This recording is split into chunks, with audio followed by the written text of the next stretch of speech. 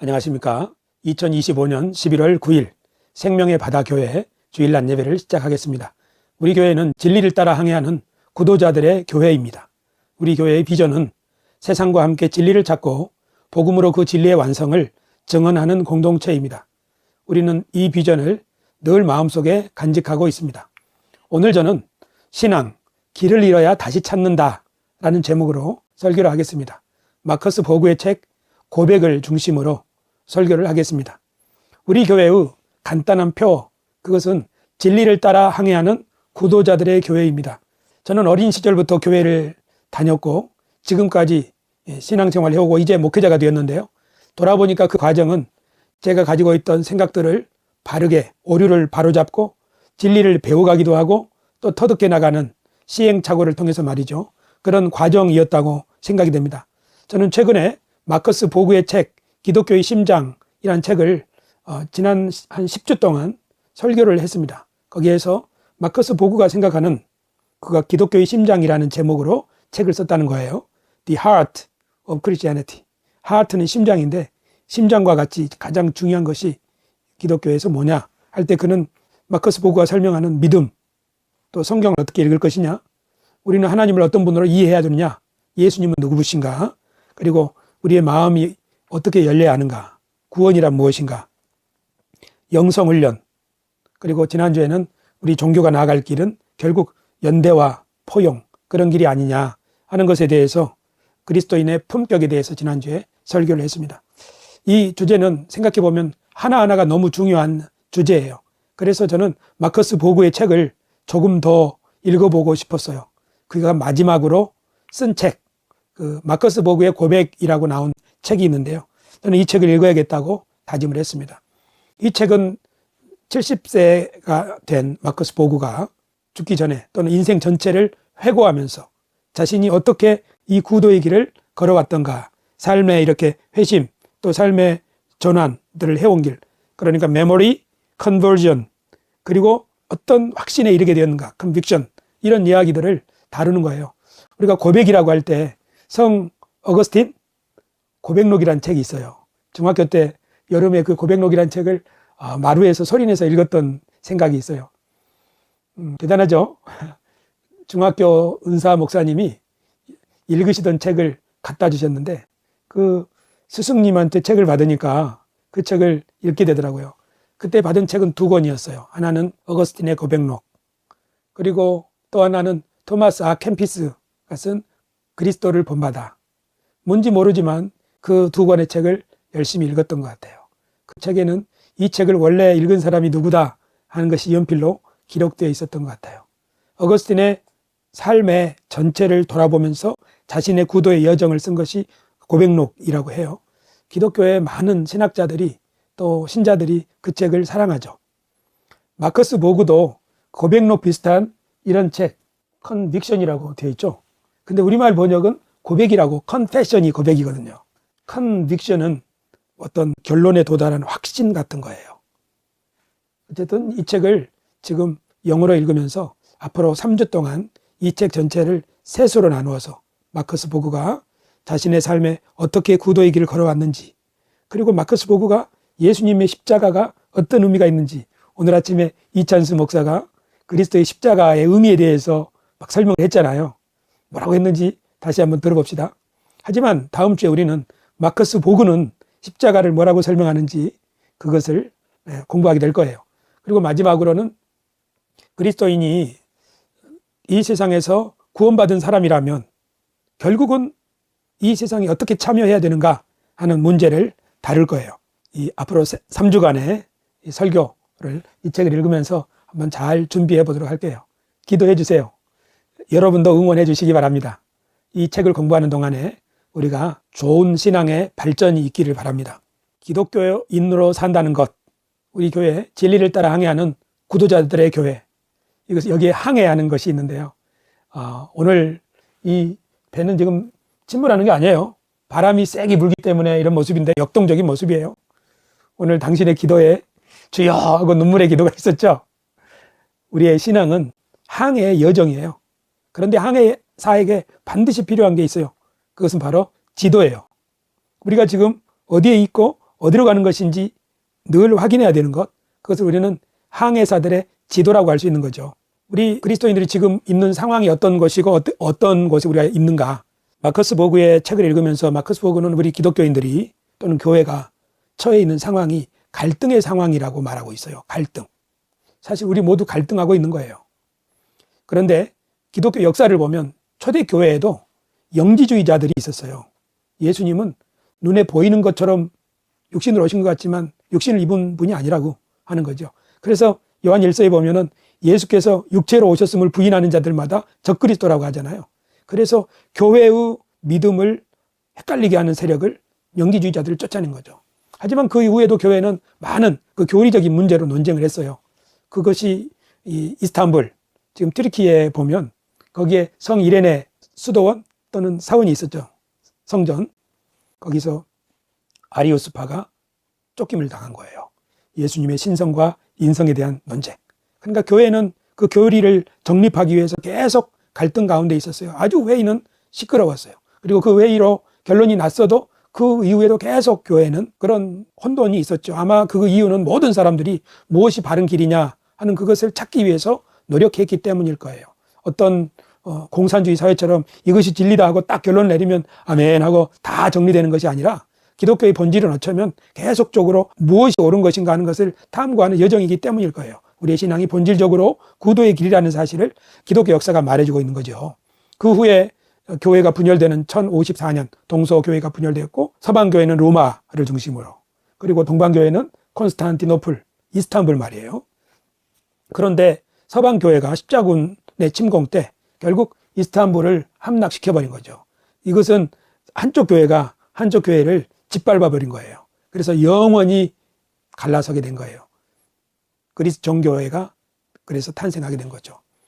그러다가 세월이 지나서 지금 또 500년 전에 종교개혁, 로마 가톨릭 교회가 더 이상 건전하지 않다. 이것은 옳은 길이 아니다 생각하고 종교개혁자들이 새로운 구도의 길을 연 것이라고 볼 수 있어요. 이렇게 교회는 계속적으로 처음부터 무엇이 옳은 길인가 하는 것을 계속 찾아 나온 여정이라고 볼 수 있어요. 그래서 현재 미국 안에 개신교회가 교단이 3만 개 정도 된대요. 우리나라는 2018년 통계로 우리나라 개신교회 교단 수가 374개, 문화체육관광부가 한국학중앙재단에 의뢰해서 교단 수를 알아보게 한 거죠. 그런데 등록되어 있는 교단 수는 126개예요. 여기 장로교 두 교단이 보이죠. 통합, 합동. 그리고 우리 기아성 교단 여기에 보이죠. 여기는 주요한 교단들만 이렇게 로고로 되어 있는데 현재 이렇게 교단이 많은 거예요. 왜 이렇게 교단이 많아요? 여러 정치적인 이유 때문에 갈라지기도 하지만 또 기본적으로 기독교회는 이렇게 무엇이 옳은 것인가 하고 이런 생각 저런 생각 구도의 길을 찾는 사람들이 많다는 것, 그런 과정에서 이런 갈등이 생겼다는 것을 알 수 있어요.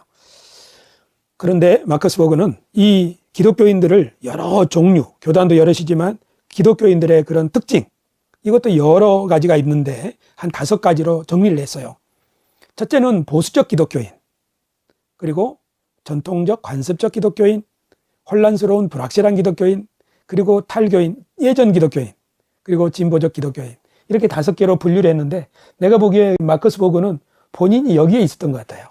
태어나서부터 어린 시절 보수적 기독교인으로 살다가 쭉 진보적 기독교인으로 자신의 이 신앙 여정이 여기까지 온 것 아닌가, 난 그렇게 보이는 것 같아요. 보수적 기독교인은 성경을 문자 그대로 받아들이고 이 전통적인 기독교 교리, 배운 것, 속죄, 기적 이런 것을 사실로 받아들이는 거예요. 교회예요. 이런 교인들은 신앙의 확실성을 추구하죠.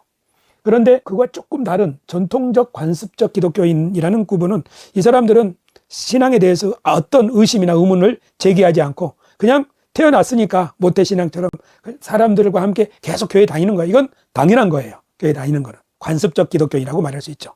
그런데 조금 나이가 들면 혼동을 겪게 돼요. 이거 교리가 맞을까? 하는 의심을 품는, 의문을 품는 그리스도인들이죠. 하지만 그러면서도 해답은 찾지 못한 사람들, 불확실한 기독교인도 있고, 4번째 그룹은 신앙 공동체를 떠나서 이제는 더 이상 기독교 신앙을 가질 필요가 없겠어 하는 탈교인, 전에 기독교인이었다는 사람들이죠. 미국에서 가장 큰 교단은 전에 가톨릭 이었던 사람들의 모임이래요. 그 사람들의 크기가 가장 크다는 거죠. 그러니까 가톨릭 신앙도 이렇게 이제 더 이상 내가 이런 신앙은 가질 수가 없겠다 하는 사람이 있죠. 우리나라에 가나안 신자가 있는데 가나안 신자와는 좀 달라요. 가나안 신자는 교회만 안 나갈 뿐 신앙 자체에 대해서는 긍정적으로 생각하고 있기 때문이죠. 그리고 마지막에 진보적 기독교인이 있다고 그래요.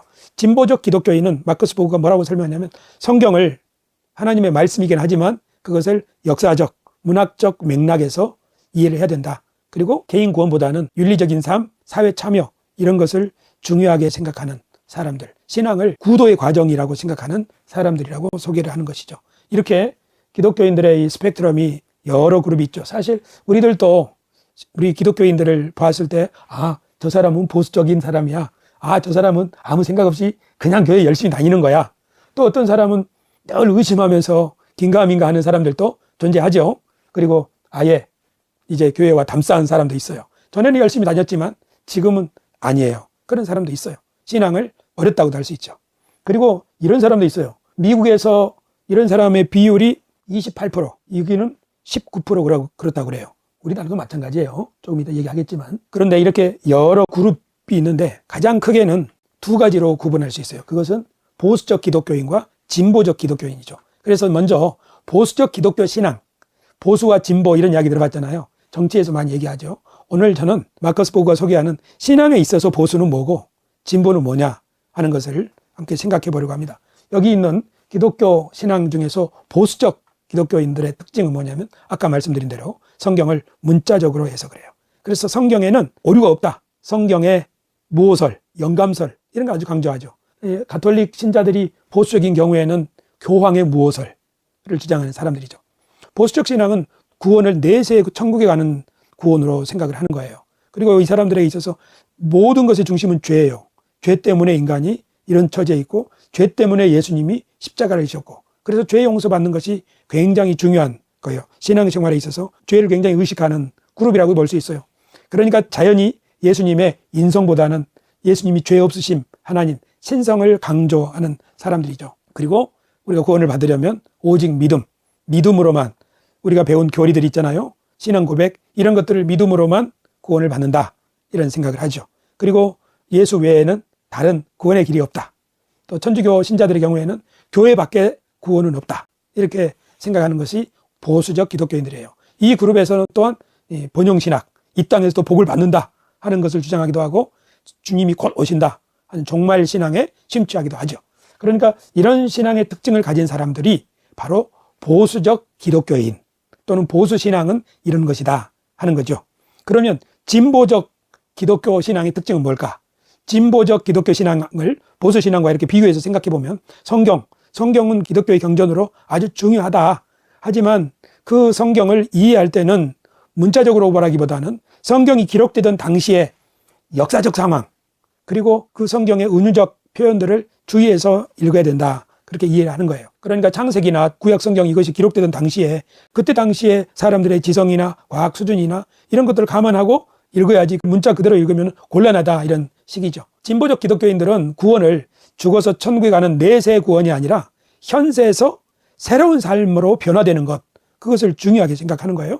그래서 죄 문제에 있어서도 인간의 문제를 그냥 죄로 간단하게 설명하는 것이 아니라 더 큰 여러 가지 다양한 문제 즉 얽매임 이런 데서부터 해방되는 것 그리고 관계들의 회복 삶의 다양한 측면에서 새롭게 되는 것 이것을 중요하게 생각하죠. 당연히 그렇게 하다 보니까 예수님의 신성보다는 예수님의 인성 우리에게 구원의 본이 되어주시고 하나님을 우리에게 나타내 주신 분으로 육신으로 오신 예수님을 강조하죠.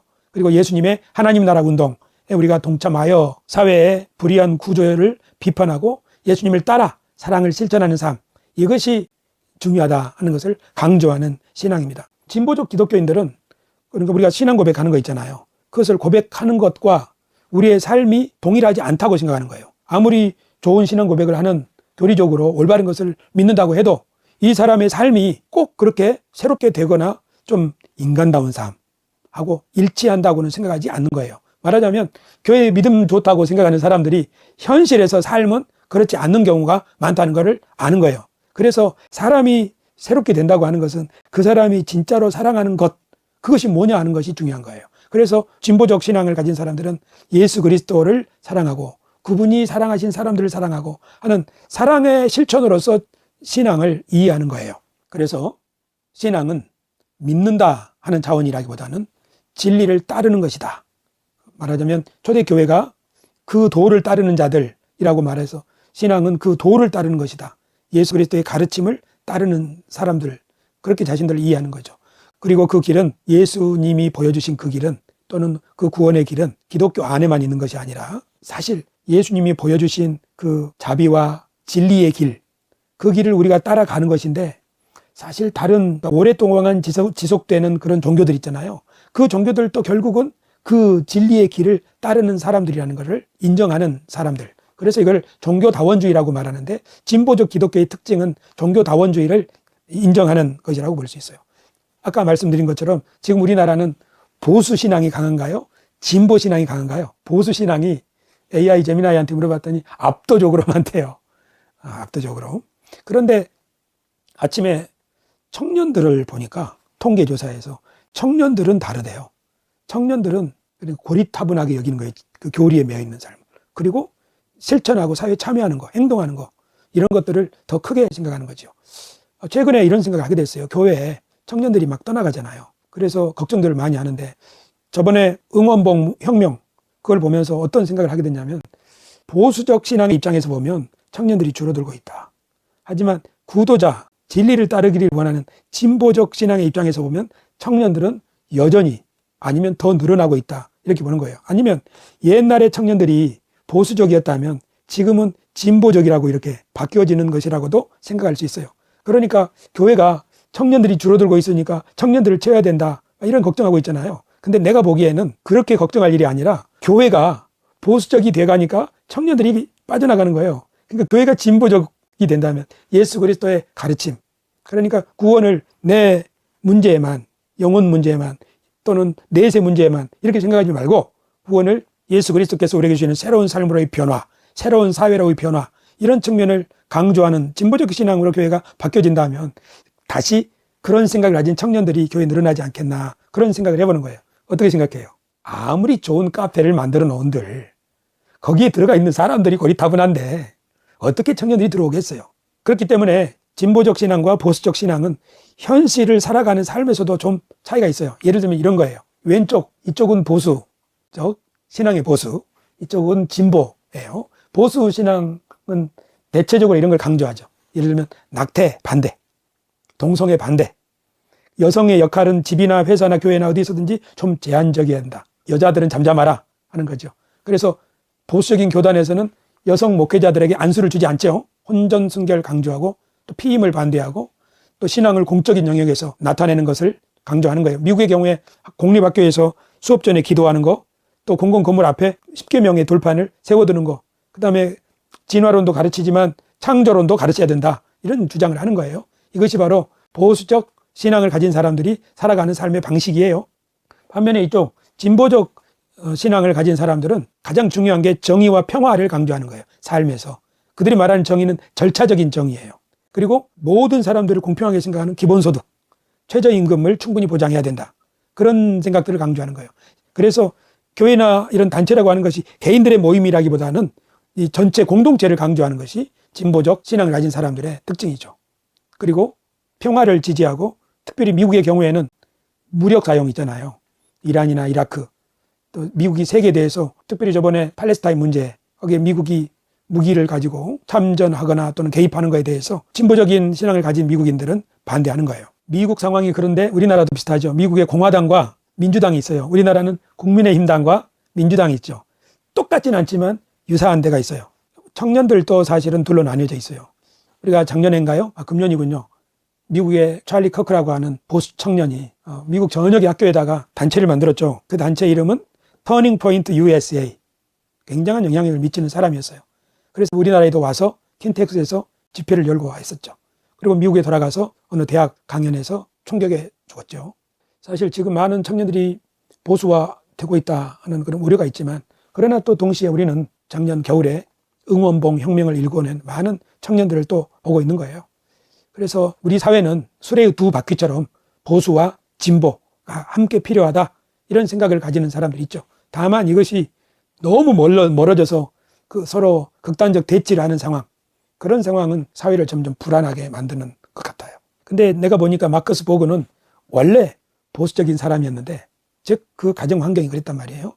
그러다가 점차적으로 이렇게 진보 쪽으로 이렇게 자신이 전환, 전향, 회심 또는 성숙 이렇게 표현한 것 같아요. 그러니까 마커스 보그는 신앙의 성숙을 자신의 삶을 돌아보면서 그런 식으로 생각하는 것 같아요. 그래서 마커스 보그는 신앙을 이해하고 신앙이 성숙하는 단계를 이렇게 세 단계로 소개를 합니다.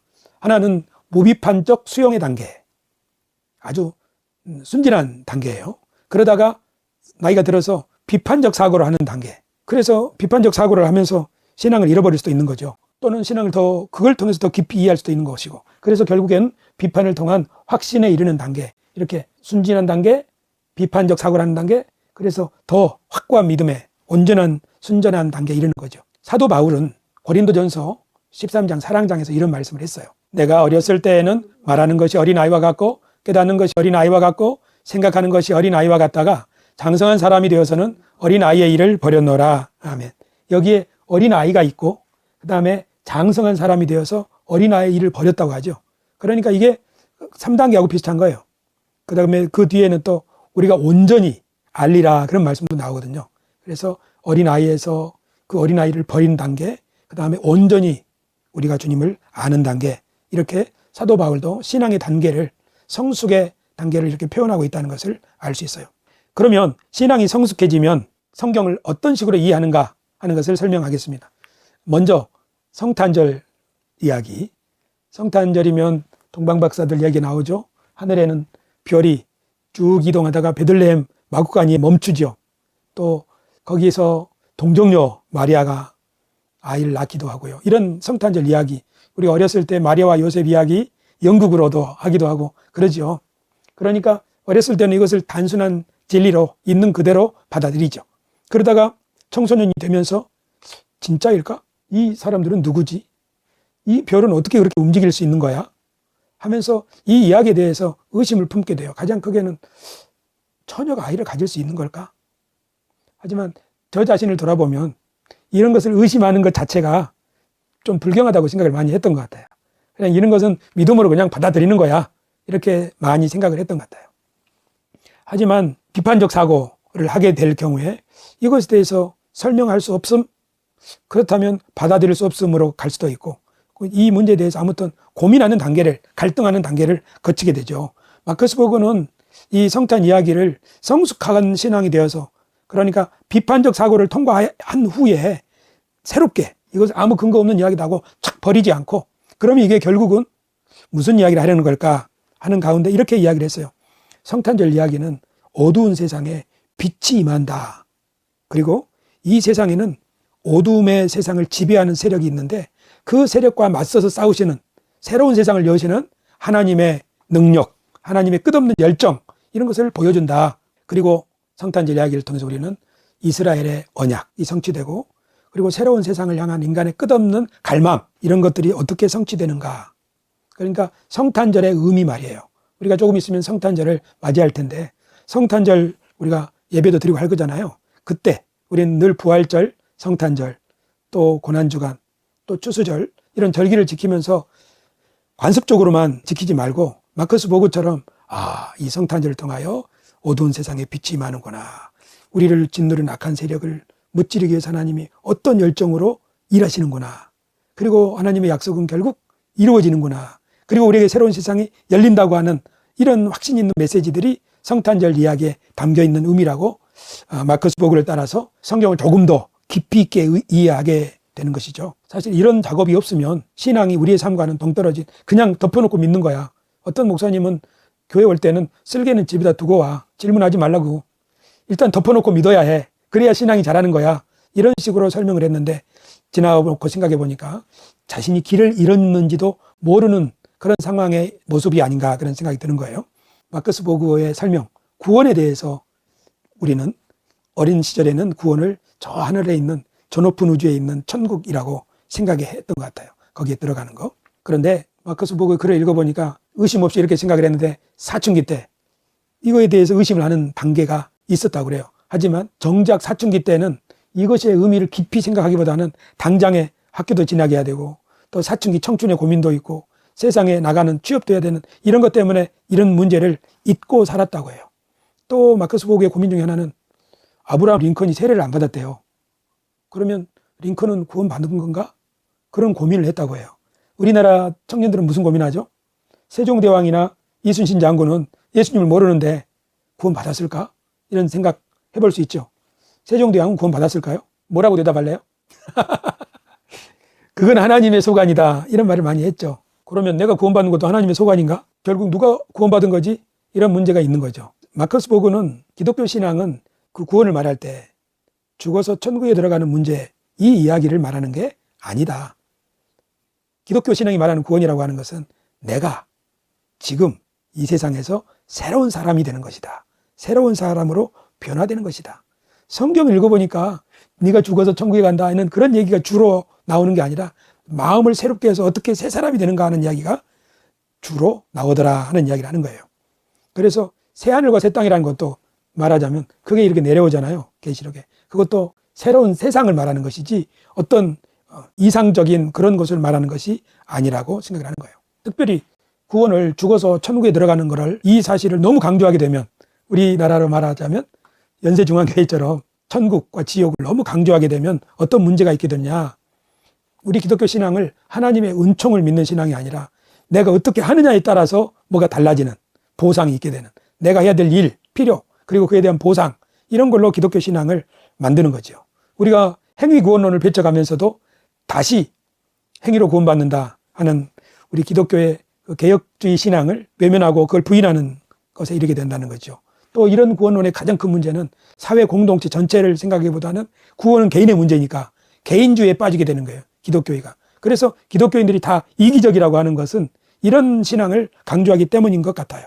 더 큰 문제는 뭐냐면 구원받은 사람과 구원받지 않는 사람을 그렇게 구별하는 거예요. 차별하는 거예요. 사람을 그렇게 차별하면 결국 기독교 신앙은 사회를 이렇게 포용하는 갈등을 해소하는 기관으로서 역할보다는 갈등을 증폭시키는 그런 부작용을 낳을 수가 있다는 거죠. 끝으로 구원은 결국 영생, 내세 문제라고 한다면 이 세상의 문제에 대해서 관심을 기울이는데 아무래도 둔하게 되겠죠. 결국 세상에서 경쟁력 있고 영향력 있는 사람은 될 수 없다는 뜻이에요. 구원을 천국과 지옥의 문제로 생각하는 신앙의 부작용이라고 할 수 있어요. 그러니까 마커스 보그는 구원을 우리 죄 용서받아서 영생 천국에 들어간다 이렇게 설명하는 것은 너무 단순화된 것이고 우리 기독교 신앙을 왜곡시킬 수 있다는 거예요. 그래서 마커스 보그는 구원을 이렇게 설명하는 거예요. 구원은 더 많은 의미가 있는데 가장 먼저 우리 출애굽 이야기 봐라. 구원은 해방을 의미하는 거다. 정치적으로, 경제적으로, 종교적으로 해방하는 것이고 사람의 개인으로 봐서는 심리적으로, 영적으로 예를 들면 사람 속에는 다 파라오 같은 슈퍼에고 초자 같은 게 있대요. 그래서 이것이 사람 속에서 야 너는 나쁜 놈이야. 또는 너는 이거 하지 마. 너는 불행한 사람이야. 또 이렇게 우리 속에다 끊임없이 뭔가를 속삭이는 존재가 있다는 거예요. 모든 사람 앞에 사람 속에 다 그런 자기를 짓누르는 파라오가 있다는 거죠. 이게 없는 사람은 딱 두 종류. 어떤 사람이냐면 나르시스트적 소시오패스, 자기중심적인 반사회적 인격 장애자 그런 사람이나 아니면 성자, 세인트 그런 사람만이 이런 마음속에 파라오가 없지 모든 사람에게는 이런 자기를 짓누르는 그래서 열등감, 자기 비하, 지나친 경쟁심 그런 것에 막 억압되어 있는 거죠. 구원이란 뭔가 거기에서 해방되는 것이다. 어때요? 이런 구원은 모든 사람에게 필요하겠죠. 또 구원은 이것은 사람들이 기뻐하면서 본국으로 돌아가는 거예요. 포로에서 귀환하는 거예요. 탕자가 돌아오는 거예요. 누구에게로? 아버지에게로. 그러니까 구원이라고 하는 것은 하나님과 관계를 회복하는 거죠. 오늘 예배 드리면서 하나님께 기도하다가 하나님과 마음이 탁 통하니까 어떻게 돼요? 눈물이 핑 돌잖아요. 그러죠. 이렇게 우리가 하나님 안에서 거동하고 그분을 힘입어 살고 그분이 우리를 지켜주시는구나 이런 생각을 하면서 그분 안에서 이렇게 하나님과 화평을 누리고 살아야 되는데 그렇지 못한 소외된 삶, 외톨이의 삶, 고독의 삶, 절망의 삶이죠. 거기서 돌아와서 주님이 나와 함께 하시는구나. 이게 구원이죠. 또 구원은 이런 거예요. 눈 뜨는 거. 구원이라는 건 눈을 뜨는 거다. 눈을 뜬다는 건 보는 거죠. 보는 거란 건 길을 찾는 거예요. 사도 바울이 눈을 뜨죠. 그래서 자신의 삶에 길을 찾잖아요. 그 구원이라는 거는 그런 의미가 있다 하는 거죠. 죽은 사람이 살아나는 거예요. 어떤 사람은 살아있지만 이게 산 거냐? 죽은 거지. 그런 삶이 있죠. 예수님도 죽은 자들로 저희 죽은 자들을 장사하게 하고 너는 나를 따르라. 그런 말씀을 하셨죠.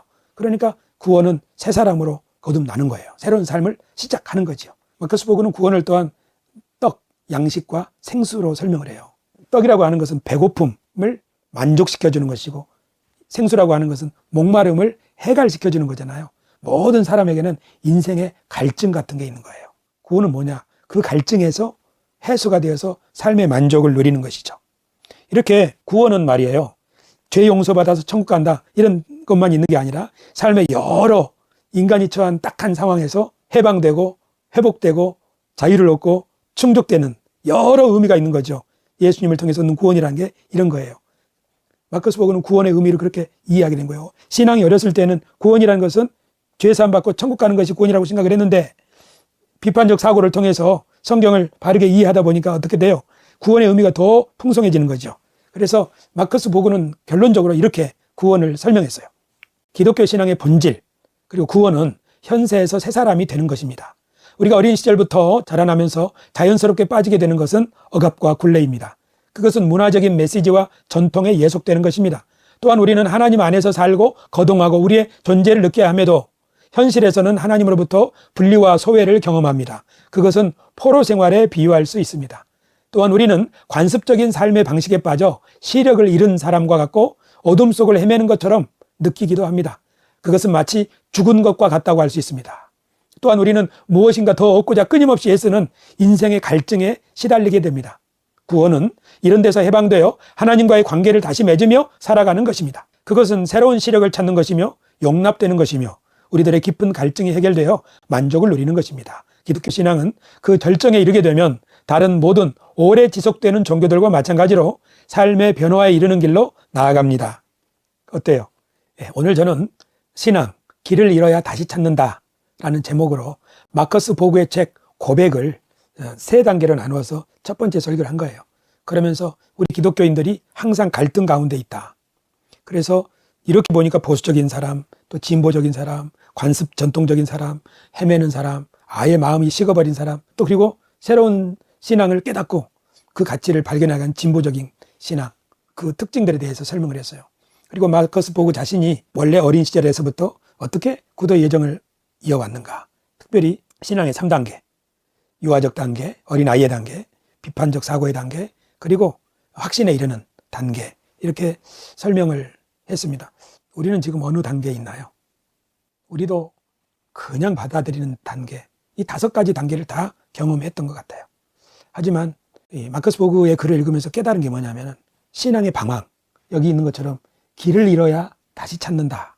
우리로 말하면 교회를 잃어야 진짜 교회를 다시 찾는다. 이렇게도 볼 수 있어요. 이 말은 신앙에도 해당하는 말이고 여러 가지 의미가 있는 거예요. 길을 잃을 때 우리는 방황하게 되잖아요. 그렇지만 그 방황은 우리에게 진짜를 찾을 수 있게 하는 거예요. 그냥 어린 시절에 배운 내용, 무비판적으로 받아들인 내용, 당연히 이러하겠거니 생각한 것이 현실에서는 안 맞는 거죠. 그래서 방황, 혼란, 고민, 비판적 사고 이런 것을 통해서 구도의 도를 찾아나가는 과정. 그래서 결국 주님이 나에게 맡긴 사명이 이거로구나. 주님이 우리를 이걸 위해서 부르셨구나. 그렇게 더 확실한 신앙으로 나아가는 거겠죠.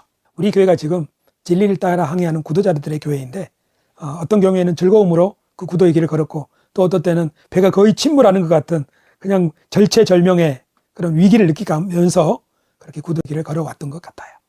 그러나 지금 우리가 지금 바르게 가고 있는 거로구나 하는 생각도 드는 거고 이 시간들 이것이 소중하다는 생각도 하는 거예요.